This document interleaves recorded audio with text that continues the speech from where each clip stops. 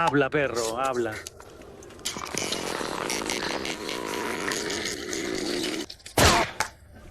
Robin Hood, hombres en medias, no solo rompió los límites, los atropelló con una carreta destartalada mientras cantaba desafinado. Mel Brooks tenía 67 años. Supuestamente ya había pasado su mejor momento, intentando parodiar un género que Disney ya había perfeccionado. Los ejecutivos del estudio susurraban que era un suicidio profesional. El público de prueba se fue, confundido. Sin embargo, de alguna manera, gracias a la pura fuerza de voluntad y una obsesión poco saludable con el humor escatológico medieval, Brooks creó su última obra maestra teatral. Desde crisis de directores hasta actores que casi se marchan, estos son 20 datos curiosos sobre los hombres y las mallas de Robin Hood. Y en algún lugar del caos nació la leyenda. Permanezca atento hasta el final para obtener un bono especial que no querrá perderse. Dale me gusta y suscríbete si te gusta descubrir las historias no contadas detrás de tus películas favoritas. Número 1. La película casi nunca existió, porque Mel Brooks estaba convencido de que estaba acabado. Imagen 1991. Brooks sentado en su oficina de Beverly Hills, mirando una carta de rechazo de cada estudio importante de Hollywood.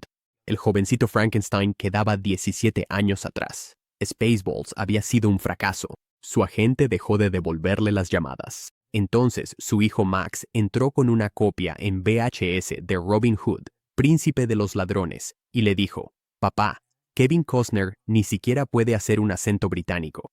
¿Podrías parodiar esto mientras duermes?» Brooks observó la actuación torpe de Costner y sintió que algo se movía. No es inspiración sino pura furia cinematográfica. Tomó un bloc de notas y comenzó a escribir. Esa misma noche, la furia de ver mal cine salvó literalmente su carrera. A veces el mejor arte surge del rencor. Blinken, me gustaría que conocieras a Atu. A huevo. Aquí. No soy judío. Un masticable. Número 2. Disney casi mató el proyecto antes de comenzar al amenazar con demandar por los derechos de autor de Robin Hood. Sus abogados argumentaron que cualquier interpretación cómica del personaje infringía su versión animada de Fox de 1973. El equipo legal de Brooks estaba aterrorizado.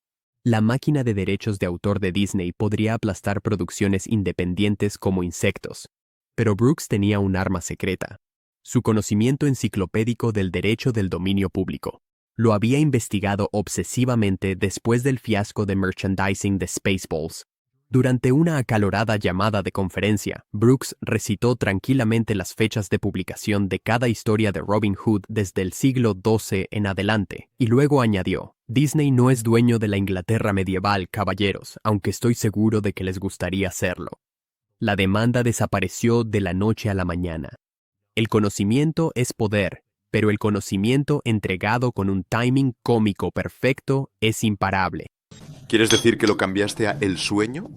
Sí, antes se llamaba La Mierda. Es un buen cambio. Número 3. El guión fue rechazado 23 veces porque los ejecutivos no podían entender por qué alguien parodiaría a Robin Hood, Príncipe de los Ladrones, después de que recaudara $390 millones en todo el mundo. Llamaron a la propuesta de Brooks vengativa y financieramente suicida. Un ejecutivo de Fox incluso dijo, «Mel, a la gente le encanta esa película, ¿por qué querrían verte burlarte de ella?» La respuesta de Brooks se volvió legendaria en los círculos de Hollywood. A la gente le gustan muchas cosas terribles. McDonald's vende miles de millones de hamburguesas, pero eso no significa que sean buenas. El ejecutivo miró al vacío. Brooks. Kevin Costner hizo que Robin Hood fuera aburrido. Yo lo haré gracioso. La reunión terminó escoltando a Brooks fuera, pero 6 meses después, cuando Príncipe de los Ladrones estaba siendo destrozada por los críticos en video casero, ese mismo ejecutivo llamó a Brooks, rogándole por el guión. El momento no lo es todo, es lo único que importa. Seamos sinceros, ahora tienes que ser un hombre. Usa mallas. Número 4. Cary Elwes casi rechazó el papel porque le aterraba ser encasillado como un héroe guapo. Después de La Princesa Prometida, su agente le suplicó que lo aceptara. El dinero bueno, el papel protagónico, Brooks una leyenda, pero Elwes pasado 5 años tratando de demostrar que podía hacer más que peleas de espadas y romance. Él quería interpretar a Hamlet, no hacer otra parodia heroica. Entonces Brooks le envió una sola página del guión, la entrada de Robin, donde literalmente irrumpe en su propio momento dramático y arruina toda la preparación heroica. Elwes la leyó 2 veces y luego llamó a Brooks de inmediato. No quiero ser un héroe, dijo. Quiero ser tu héroe. A veces, los mejores movimientos en la carrera vienen de aceptar exactamente aquello de lo que estás huyendo. Disculpen, chicos malos. Me estoy quedando sin ser. Tengo que motivarme. Número 5. Toda la producción casi se vino abajo cuando Brooks descubrió que la compañía de seguros había calculado mal el presupuesto por $4 millones. Llevaban 3 semanas de rodaje cuando los contadores dieron la noticia. Estaban en bancarrota. El elenco y el equipo se reunieron en el set esperando que los mandaran a casa.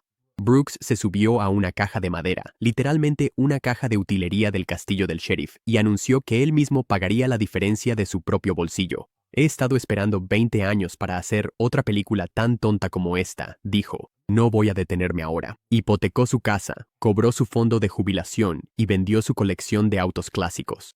Cuando Cary Elwes le preguntó por qué arriesgaría todo, Brooks sonrió y dijo, «Chico, tengo 67 años. ¿Para qué lo voy a guardar? Para mi vejez». La película que casi muere de inanición financiera se convirtió en la inversión más personal de Brooks. A veces tienes que apostarlo todo para ganar algo. Parpadeando. Arréglate el escote. Pareces un Picasso sangrante.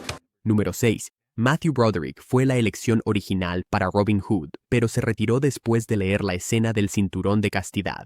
El agente de Broderick lo calificó como un suicidio profesional para un ídolo adolescente. La escena requería que Robin forcejeara con artefactos medievales mientras hacía insinuaciones cada vez más desesperadas. Broderick, que aún disfrutaba del éxito de Ferris Bueller, no podía imaginarse explicándole eso a su madre. Durante la audición, leyó las líneas visiblemente incómodo, tropezando con cada doble sentido. Brooks lo detuvo a mitad de la escena y le dijo, «Matthew, lo estás interpretando como si fuera Shakespeare. No lo es una tontería, y necesitas ser magníficamente tonto». Broderick se fue esa tarde. 2 semanas después, Cary Elwes audicionó con tal descaro de compromiso con lo ridículo que Brooks lo contrató en el acto. A veces, la elección equivocada te lleva a la correcta. Tal vez si me cuentas las malas noticias y las buenas maneras, no sonará tan bien. Malo. Número 7. Dave Chappelle improvisó el 90% de sus líneas porque no podía memorizar el diálogo original de Brooks. El guión pedía que Achu hablara en un inglés florido, pseudo-shakespeariano. Piensa en algo como «en verdad buen Sir Robin», repetido hasta el cansancio. Pero Chappelle, recién salido de los clubes de stand-up, no lograba que ese falso lenguaje medieval se sintiera natural. Durante su primera escena, abandonó el guión por completo y empezó a improvisar con jerga moderna. Brooks debería haberse enfadado muchísimo. Los directores normalmente no toleran reescrituras completas en medio de una escena. En cambio, se estaba riendo tanto que no podía decir corte. La escena de la bendición, donde Chappelle dice «salud» en respuesta al estornudo de Robin, fue un accidente total. El micrófono de Boom captó el estornudo real de alguien y Chappelle respondió instintivamente. Eso quedó en el corte final y se convirtió en una de las frases más citadas de la película. A veces, la mejor comedia surge del abandono total del plan. Sherdwood, ¿tú, Ben? Oye, Hoodwick, Bamboozle desatado. Nosotros no llegamos al bosque de Sherdwood, el bosque de Shedwood llegó a nosotros. Número 8. Amy Yazbek se rompió 3 costillas durante la escena de las lecciones de lucha de Maid Marian. No se lo contó a nadie hasta que terminó el rodaje. El guión pedía un entrenamiento de esgrima slapstick con espadas de goma, pero Yazbek, decidida a demostrarse en una comedia dominada por hombres, insistió en usar espadas reales para mayor autenticidad. Durante la 7ª toma, sufrió una fuerte caída por las escaleras del castillo. Escaleras de piedra, no las acolchadas, de las tomas panorámicas. Se levantó, hizo una broma sobre la atención médica medieval y terminó la escena. El equipo aplaudió su fortaleza, pero en secreto ella estaba sufriendo mucho. Filmó el resto de sus escenas con las costillas rotas, tomando analgésicos entre tomas y vendando su torso con cinta médica. Cuando Brooks se enteró meses después, quedó horrorizado. «Amy, ¿por qué no me lo dijiste?». Ella sonrió y dijo, «Mel, es comedia, el dolor es temporal. pero el timing es para siempre. Su entrega al oficio literalmente le rompió el cuerpo, pero creó algunas de las escenas de comedia física más audaces de la película. Buenas personas que han viajado desde aldeas cercanas y lejanas. Préstame atención. Número 9. El personaje del sheriff de Rottingham casi le cuesta el despido a Roger Resis después de que sufriera una crisis nerviosa total durante la escena de Es bueno ser el rey. Reese, un actor clásico formado en Shakespeare, había pasado semanas perfeccionando una interpretación sofisticada de villano, pero Brooks seguía empujándolo hacia elecciones más amplias y ridículas. Brooks, como un dibujo animado, gritaba: ¡Menos Hamlet! ¡Más Pato Lucas! Después de 16 tomas, con una interpretación cada vez más frenética, Reese se quebró. Arrojó su corona por el set, gritó: «Fui a Juilliard para esto», y se encerró en su camerino durante 6 horas. El equipo pensó que había renunciado, pero cuando salió algo había cambiado. Había abrazado la absurdidad por completo. A partir de ese momento, su actuación fue pura genialidad desquiciada. Parte villano shakespeariano, parte personaje de Looney Tunes. A veces, los avances artísticos requieren colapsos artísticos completos. Se atrevió a matar el reto de un rey. Se atrevió a matar el siervo de un rey. Número 10. Todo el elenco sufrió intoxicación alimentaria por la escena del banquete medieval, excepto Mel Brooks, quien se negó a comer la comida de utilería. La empresa de catering había preparado un auténtico banquete medieval utilizando recetas de la época, incluyendo carne que había sido añejada para lograr precisión histórica. Lo que no tuvieron en cuenta fue que los estómagos del siglo XX intentaran procesar bacterias del siglo XII. En cuestión de horas, todo el elenco principal estaba gravemente enfermo. Encontraron a Elwes vomitando con su disfraz de Robin Hood detrás de la carpa de servicios de catering. Amy Yazbek no podía ni siquiera retener el agua. Incluso los extras caían como moscas. Brooks, que no había comido más que su habitual sándwich de pastrami, observó la carnicería y declaró: «Por eso la gente medieval moría a los 30». El rodaje se retrasó 3 días mientras todos se recuperaban. La intoxicación alimentaria en realidad mejoró algunas actuaciones. El aspecto pálido y mareado de todos combinaba perfectamente con la estética medieval de bajo presupuesto de la película. ¿Y por qué la gente debería escucharte a ti? Porque, a diferencia de otros Robin Hood, yo sí puedo hablar con acento inglés. Número 11. El número musical de Los Hombres Raros fue completamente improvisado y ocurrió porque el coreógrafo renunció a mitad de la escena. El guión pedía un simple momento de camaradería entre hombres alrededor de una fogata, tal vez 30 segundos de diálogo. Pero cuando el coreógrafo abandonó el set, citando diferencias creativas con la visión de Brooks, los actores se quedaron de pie alrededor de una fogata falsa, sin ninguna dirección. Carrie Elway empezó a tararear. Matthew Peretta se unió. En cuestión de minutos, estaban improvisando todo un número musical sobre estereotipos masculinos. Brooks tomó una cámara y empezó a filmar. La secuencia que llegó a la película, con bailes sincronizados y voces armónicas, se capturó en una sola toma improvisada. El coreógrafo demandó para obtener crédito creativo y perdió. A veces, el mejor arte surge cuando los profesionales dejan solos a los aficionados. ¿Qué está pasando? Por si acaso cambias de opinión, mi querida amiga. Número 12.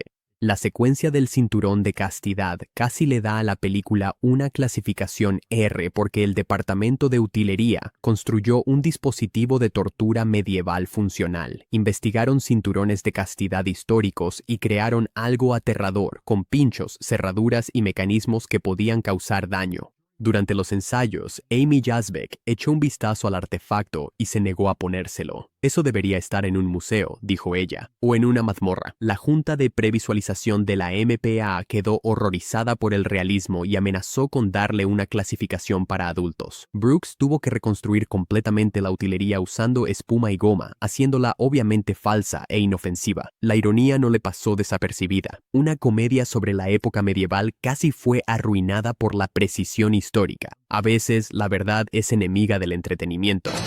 Te tendré siempre, casada o no casada. Número 13. Dijiste Abraham Lincoln de Dave Chappelle.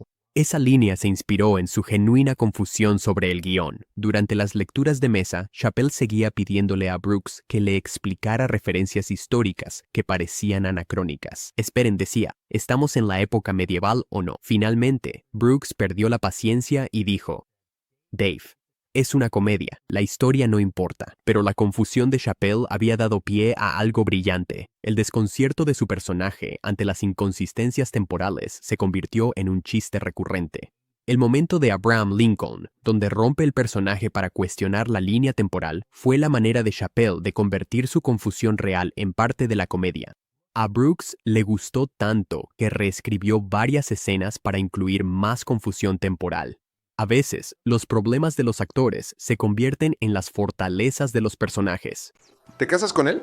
Sí, acepto. ¿Y tú, Robin? Sí, acepto. Número 14. La escena del concurso de tiro con arco requirió 47 tomas porque ninguno de los actores podía acertar al blanco. El guión pedía que Robin partiera una flecha con precisión perfecta. Un momento clásico de Robin Hood. Pero Cairways nunca había tocado un arco antes de la filmación.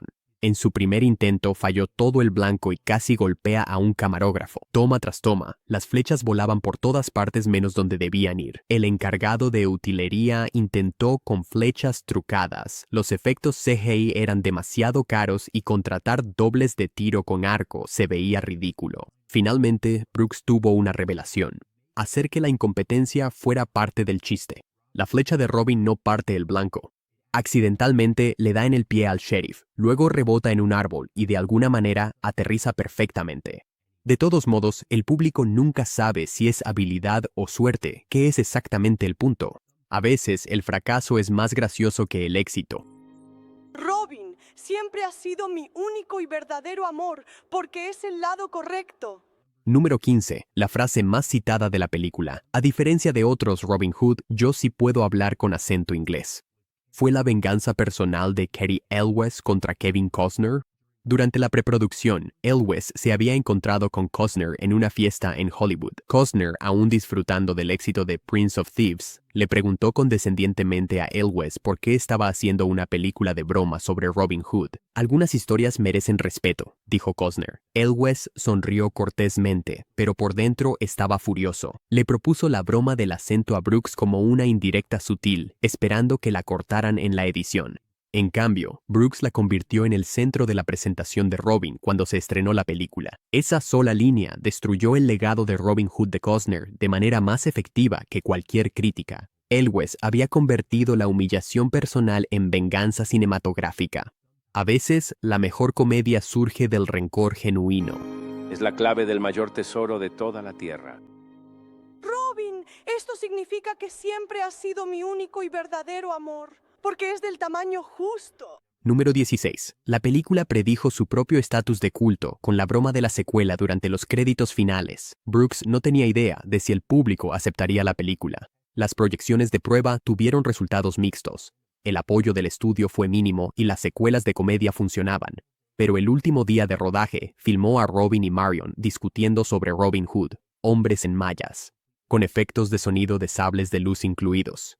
Era una broma pasajera, burlándose de sus propios chistes sobre secuelas de Spaceballs. 25 años después, los fans siguen citando esa secuela inexistente como si fuera real. Brooks recibe cartas de fans preguntando cuándo se estrenará Hombres en Mallas en el Espacio. Nunca volvió a hacer una película cinematográfica, pero esa broma convenció a toda una generación de que estaba planeando en secreto aventuras cósmicas de Robin Hood. A veces, las secuelas ficticias tienen una vida más larga que las reales. King Kong and well, Larry King, the well, the famous figures.